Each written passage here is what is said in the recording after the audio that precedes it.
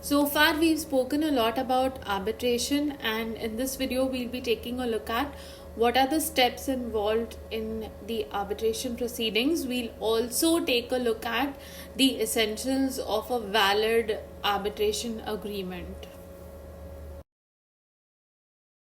Now, arbitration, like any other dispute resolution mechanism, even when you try to resolve a dispute by approaching the court, there is a claimant and there is an opponent, there is a petitioner and there is an opposite party and or respondent in court terminology. And in case of arbitration, it's called claimant and opponent. So claimant is a person who has a grievance relating to the dispute and decides that this matter should go to arbitration, and the claimant begins the process of arbitration by sending a notice to the opponent.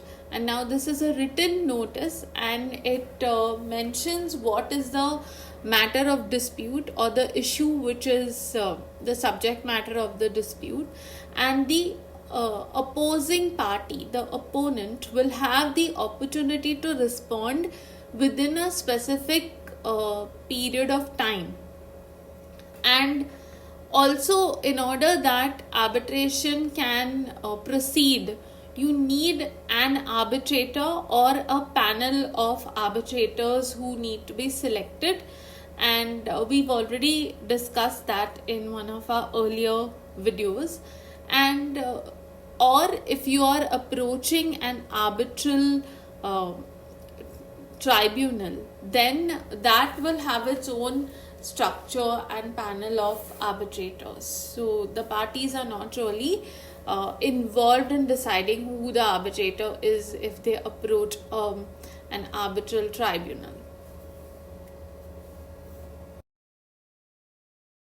The next step is the conduct of the arbitration proceeding. So it is conducted according to the procedure which is adopted. So parties can decide their own rules, regulations, procedures which they will follow for the arbitration process, but this flexibility is not available if you approach a tribunal.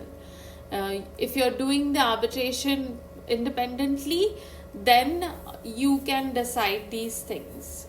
Then it also involves conduct of arbitration proceedings is just like any other in court. You have to produce written documents by both the parties that it's required. Then a statement by every witness, or the examination of evidence, all documents which are supported as submitted as evidence in the case, they have to be taken into account. So there would be a hearing if required of the parties. They will present, each one will present their own side of the story or their case. So this happens as far as the arbitration proceedings go. After the matter is heard, like any other court proceeding where questions, arguments are put forth to the witnesses or the parties put forth to each other, and this of course differs from case to case. The hearing differs, but finally all this hearing and proceedings would lead to the arbitral award. That is, the arbitrator or the arbitrators or the panel will decide on what is the remedy or the solution for the conflict, and that remedy or solution shall be binding on the parties, which is the important part which distinguishes it from conciliation, that arbitral awards are binding on the parties. After the arbitration process, it may happen that parties are not satisfied with the award which is decided by the arbitrator or the arbitrators or the panel or through this process. So it is possible to appeal or challenge this award, and again this differs from case to case depending upon the arbitration agreement. So a tribunal's award can be merely challenged, but where the tribunal has failed to conduct the arbitration proceedings properly, or it has made an error as to the law, then in such cases appeal can be made to set aside the award which has been announced in the case.